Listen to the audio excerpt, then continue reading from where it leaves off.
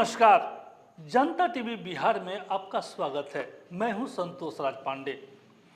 बिहार की चुनावी सरगर्मी चल रही है। वादे हर राजनेता ऐसे कर रहे हैं जैसे सरकार बनते ही वे पूरी कर देंगे। लेकिन आज मैं आपको 3 सच इस बिहार चुनाव का मैं बताने जा रहा हूं कि वे 3 सच क्या हैं जिसे चुनाव प्रचार में लेकर असमंजस की स्थिति राजनेताओं के बीच बनी हुई है। कोई नौकरी की दावे कर रहा है, कोई विकास की बात कर रहा है, तो कोई जंगल राज की पुनरावृत्ति न हो इसकी बात कर रहा है। लेकिन बिहार की क्या सच्चाई है वो आज मैं सच आपको बताने जा रहा हूं। इसको समझना सबसे पहले जरूरी है कि जातिगत समीकरण पर बिहार की राजनीति शुरू से ही आधारित रही है। बिहार में जात की बात ना हो ये हो ही नहीं सकता है। स्वर्ण हो या बैकवर्ड हो, इनकी आपस की लड़ाई, आपस की दावेदारी चलती रही है। और मंडल का मंडल के बाद तो एक तेजी से बिहार में उभरा। स्वर्ण वोटर्स, बैकवर्ड जो पिछड़ी जाति के वोटर्स हैं, उनके बीच वोट बैंक बनाने की लगातार राजनीतिक दलों ने कोशिश करी। कुछ लोग कामयाब भी हुए, लेकिन जो पारंपरिक राजनीतिक पार्टियां जो इस आधार पर लगातार वोट मांगती रहीं, इस चुनाव में पैटर्न बिल्कुल ही चेंज हो गया है। अब जातिगत बातों पे लोग विश्वास नहीं कर रहे हैं। ये बता दूं कि यादव जो पिछड़ी जाति से भी आता है, आज के दिवस में काफी शक्तिशाली रूप से उभरा है और उसका सीधा टक्कर सवर्णों से है। इसके फायदा सभी राजनीतिक पार्टियां उठा रही हैं, इसमें कोई शक भी नहीं है। लेकिन ये पहला चुनाव है जहां परंपरागत राजनीति जो चलती रही है वो बिल्कुल अब समाप्त हो गई है। अब हम आपको बताते हैं कि बिहार में सबसे अधिक ग्रामीण जीवन यानी कि 82% पूरे देश में अगर गणना किया जाए सभी राज्यों का, तो बिहार एक ऐसा राज्य है जहां के 82% लोग गांवों में बसते हैं। आज भी 18% शहरी क्षेत्र में लोग हैं। बीजेपी की नजर इन 18% पर हमेशा बनी रहती है कि जो शहर के वोट हैं वो उसके पाले में जाए। ग्रामीण अंचलों में जो 82% वोट है, सभी राजनीतिक दल वहां जात की राजनीति करते हैं। इन ग्रामीण अंचलों में जातिगत आधार पर जो वोटिंग है उसको अपने पक्ष में करने की कोशिश करते हैं। यादव की बात होती है, कुर्मी की बात होती है, कुशवाहा की बात होती है, पिछड़ी जातियों की बात होती है, पासवान जाति की बात होती है। और हर राजनेता ये दावा करता है कि वो इन जातियों का राजनेता है, ये जातियों का वोट उसके पक्ष में है, वो जब चाहे इन वोटों का वो इस्तेमाल कर सकता है। अब देखिए, बिहार में मोबाइल को देखने वाले पूरे देश में जो आंकड़े आए हैं, वो बिहार तीसरा राज्य है जहां के युवा मोबाइल में दिन रात लगे रहते हैं। यानी कि मोबाइल ज्यादा से ज्यादा चलाते हैं। यही कारण है कि पीएम मोदी ने अपने भाषण में रील को रोजगार से जोड़ दिया। ये बिल्कुल ही सच्चाई है। जो भोजपुरी में एक कहावत है, समय कटवा, मैं जिसको काम नहीं है वो समय काटने के लिए कोई मनोरंजन कर रहा है, गांव में ताश खेल रहा है, जुआ खेल रहा है या कोई और काम कर रहा है, लेकिन स्थिति बदली है और अब लोग मोबाइल में ज़्यादा व्यस्त रहते हैं। यानी कि मोबाइल के सहारे जीवन काटने वालों का एक बड़ा वर्ग बिहार में डेवलप हो चुका है। मोबाइल देखने से युवाओं में जो इच्छाएं हैं, जो कल्पनाएं हैं, उसमें काफी डेवलपमेंट हुआ है। अब बिहार की युवा जाति की बात नहीं करते हैं, अब बिहार के युवा नौकरी की बात करते हैं कि उनको नौकरी कैसे मिलेगी। वो नौकरी की तलाश में रहते हैं, चाहे प्राइवेट सेक्टर की नौकरी हो या सरकारी सेक्टर की नौकरी हो। जो जातीय समीकरण है वो बिल्कुल अब टूट गया है। 3 दशकों से लोग बेचैन हैं। किसी गांव में चले जाइए,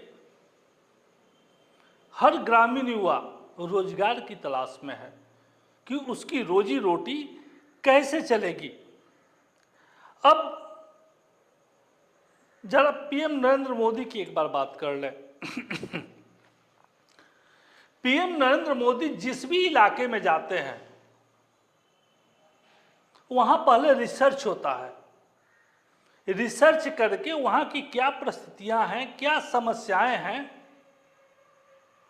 उसको भाषण के रूप में तैयार किया जाता है और प्रधानमंत्री उसी भाषण को अपने मन से लोगों को संबोधन में बोलते हैं। जनता को लगता है कि पीएम उनकी बात कर रहे हैं, लेकिन सच्चाई बिल्कुल ही अलग है।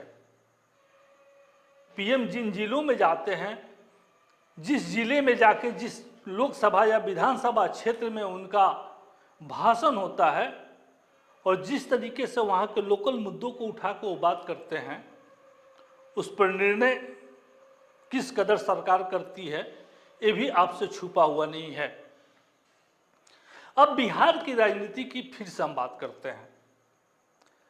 आज बीजेपी का केंद्र बिंदु भारतीय जनता पार्टी की बात हम कर रहे हैं। नरेंद्र मोदी और अमित शाह बने हुए हैं, दोनों मुख्य चेहरा बने हुए हैं। लेकिन बिहार की राजनीति में अगर नीतीश कुमार की बात नहीं की जाए, जीतन राम मांझी की बात नहीं की जाए, उपेंद्र कुशवाहा की बात नहीं की जाए, चिराग पासवान की बात नहीं की जाए, ये संभव नहीं है। लालू प्रसाद यादव एक युग का अब अंत होने जा रहा है, उनके युग का, फिर भी आज भी केंद्र बिंदु में लालू प्रसाद यादव बने हुए हैं। इसके पीछे वजह है कि इन नेताओं का पहले से जातिगत आधार पर वोट बैंक बना हुआ है, जिस वोट बैंक को लेकर बिहार में ये राजनेता काफी परेशान है और असमंजस की स्थिति इनके बीच बनी हुई है कि कैसे जातीय समीकरण को अपने पक्ष में करें। और आप देखे होंगे कि सीट शेयरिंग में किस तरीके से इन नेताओं को वरीयता दे के सामने बुलाया गया। जीतन राम मांझी हो, चाहे चिराग पासवान हो या उपेंद्र कुशवाहा हो, और नीतीश कुमार जो कुर्मी कुशवाहा के लिए भी जाने जाते हैं कि इनका एक बड़ा वोट बैंक है। हालांकि महिला सशक्तिकरण के क्षेत्र में नीतीश कुमार ने बेहतर काम किया और आधी आबादी पर भी नीतीश कुमार की पकड़ है, इससे इनकार नहीं किया जा सकता है। तो भारतीय जनता पार्टी इन नेताओं को दरकिनार नहीं कर सकती है और इन नेताओं को फोकस करके पूरे बिहार में चुनाव लड़ रही है। महागठबंधन की बात करें तो तेजस्वी यादव भी काफी मुखर हुए हैं। लालू प्रसाद यादव का जो पैटर्न था उसको उन्होंने चेंज किया है और सीधे वो रोजी रोजगार का मुद्दा बना के चुनावी मैदान में कूद पड़े हैं। चूंकि तेजस्वी यादव को मालूम है कि हर युवा को रोजगार चाहिए और इस बिहार में 82 लाख ऐसे युवा हैं जो रोजगार के लिए भटक रहे हैं, रोजगार के लिए बेचैन हैं। सरकारी नौकरी को तेजस्वी यादव ने जिस तरीके से उछाला है और एक मुद्दा बनाया है, उस रोजी रोजगार की बात अब अन्य दल भी करने लगे हैं, चाहे प्रशांत किशोर हो या भारतीय जनता पार्टी एनडीए हो, वो भी रोजगार की बात करता है। लेकिन तेजस्वी यादव जिस तरीके से दावा कर रहे हैं कि उनकी सरकार बनते ही वो सबसे पहले हर घर में रोजगार देंगे, तो हर घर में रोजगार दें या ना दें, लेकिन जो बिहार की युवा पीढ़ी है जो रोजगार की तलाश में, सरकारी नौकरी की तलाश में है, वो जरूर उनके पक्ष में जाने की कोशिश कर रहा है। क्योंकि सरकारी नौकरी एक ऐसी चीज है कि हर ग्रामीण इलाके में उसका परिवार सोचता है कि 3 पुश्त तक अब उसको सोचने की जरूरत नहीं है। और यही कारण है कि बिहार में तेजस्वी यादव का जब भी भाषण हो रहा है, जिन इलाकों में जा रहे हैं युवाओं की एक बड़ी फौज उनके पीछे जा रही है। चूंकि उन्हें अब लालच लग गया है कि अगर तेजस्वी यादव बिहार में आते हैं तो उनको सरकारी नौकरी जरूर मिलेगी। तो एक बड़ा मुद्दा है सरकारी नौकरी का। 80 लाख जो नौकरियां हैं अलग अलग डिपार्टमेंट में खाली हैं। बिहार की हम बात कर रहे हैं कि बिहार में 80 लाख सीट खाली है विभिन्न डिपार्टमेंट में। अगर उसको सरकार संजो के भी देती है और कुछ प्राइवेट सेक्टर में भी काम करती है तो 1 करोड़ नौकरी ये सरकार आराम से दे सकती है बिहार के युवाओं को। और बिहार के युवा अब इस बात को समझने लगे हैं कि जो भी सरकार को चुनाव करेंगे उनको सरकारी नौकरी की जरूरत है और सरकारी नौकरी अब मिल रही है। क्योंकि एनडीए ने रास्ता दिखा दिया, जो एनडीए का भी गवर्नमेंट चल रहा है, इसने शिक्षा के क्षेत्र में जो है कई हजार बहालियां की। लेकिन जो अभी भी 80 लाख सीट खाली है बिहार में, उसको तेजस्वी यादव भुनाना चाहते हैं और इसके लिए वो तेजी से काम कर रहे हैं। अब देखिए, बिहार की जनता जो है, भारतीय जनता पार्टी अपने मन से अनाज देने की बात कर रही है, महिलाओं को पैसा देने की बात कर रही है, गैस जो सब्सिडी पे दिया जाता था उसकी बात कर रही है। ये सारी चीजें गिना तो रही है, लेकिन इससे बिहार की जनता को सुकून नहीं मिल रहा है। मुद्रा योजना में 5 से 7 करोड़ खर्च करने की बात कर रही है और की भी है, लेकिन इससे जनता को कोई मतलब नहीं है। मतलब सिर्फ इस बात से है, एक ही सवाल है कि सरकारी नौकरी चाहिए। चूंकि मंडल की राजनीति से पिछले नेताओं को ज्यादा फायदा हुआ और एक बड़े नेता के रूप में बनकर उभरे भी, लेकिन अब मंडल कमंडल बीते बहुत युग हो गया। अब सीधे तौर पे जनता को नौकरी चाहिए। बिहार में मोबाइल भी एक महत्वपूर्ण भूमिका निभा रहा है, जिसे व्हाट्सएप यूनिवर्सिटी आज के डेट में कहा जा रहा है। हर युवा मोबाइल पर गणना कर रहा है, नेताओं का रील देख रहा है, नेताओं की बात सुन रहा है और इस निर्णय पे जा रहा है कि भैया सरकारी नौकरी की तो जरूरत है, जो सरकार सरकारी नौकरी देगा उसी को उनका वोट जाएगा। तो एक तरीके से पूरे के पूरे मुद्दे बदल गए हैं और अब असली मुद्दा जो है सरकारी नौकरी आ गया है। 2020 के चुनाव में परिवर्तन की सोच थी, लेकिन रोजगार ऐसा तुरुप का पत्ता खुला है कि 2025 के चुनाव में हर युवा अब रोजगार चाह रहा है, रोजगार की बात सुनना चाह रहा है। वो इस चीज को समझना चाह रहा है कि सरकार उसको रोजगार कैसे देगी। यानी कि जाति छोड़िए, जातिवाद छोड़िए, नौकरी पहले दे दीजिए। तो मुद्दा इस चुनाव में अब सरकारी नौकरी की आ गई है, प्राइवेट नौकरी की आ गई है, ताकि यहाँ के लोग पलायन न कर सकें। शहर का जो मिजाज है, जिस 18% की जो हम आपसे बात कर रहे थे, तो शहर में तो खाने कमाने के लिए बहुत सारे संसाधन हैं। कोई ऑटो चला रहा है, कोई टोटो चला रहा है, कोई गुमटी खोल के प्रसाधन बेच रहा है, कोई गोलगप्पे का दुकान चला रहा है, यानी 2 पैसा उसकी कमाई हो रही है। लेकिन ग्रामीण इलाकों में ऐसी बात नहीं है। ग्रामीण इलाकों में जो युवा हैं वो बहुत ही परेशान हैं कि रोजी रोजगार के लिए वे जाए तो कहाँ जाए।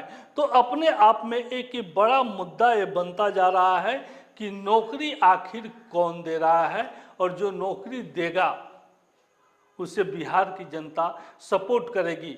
यानी कि 2005 से पहले 72%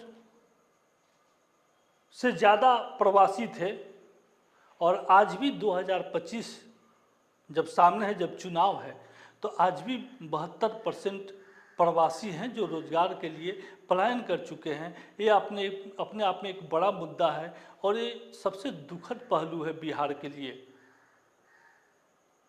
तो राजनीति जो चल रही है बिहार में, जो मुद्दे चल रहे हैं, अब ये मुद्दे बदल गए हैं। अब पहले वाली बात नहीं है कि जात जमात की लड़ाई करके, जात जमात की बात करके अब वोट हासिल कर रहे हैं। बिहार का हर युवा रोजगार चाहता है, और जो रोजगार की बात करेगा, हमें लगता है कि सफलता उसको ही मिलेगी। हमें दीजिए इजाज़त, अगले एपिसोड में अगले मुद्दे के साथ आपके पास हाजिर होंगे। तब तक के लिए नमस्कार। बिहार शरीफ की नई पहचान Srijan heights by Sai Bodhit private limited एक premium life style, swimming pool, modern gym, club house, kids play area और टेम्पल प्रीमिसेस के साथ वास्तु अनुसार डिजाइन, 24/7 सिक्योरिटी, सीसीटीवी सर्विलांस और 100% पावर बैकअप। दिवाली स्पेशल धमाका ऑफर, 3 BHK प्रीमियम फ्लैट्स सिर्फ 4100 रुपए पर square feet. RERA approved project, बस चोरा बगीचा से 2 मिनट की दूरी पर। बुकिंग्स ओपन नाउ, कॉल करें 1800-5728-177 या 9031605004।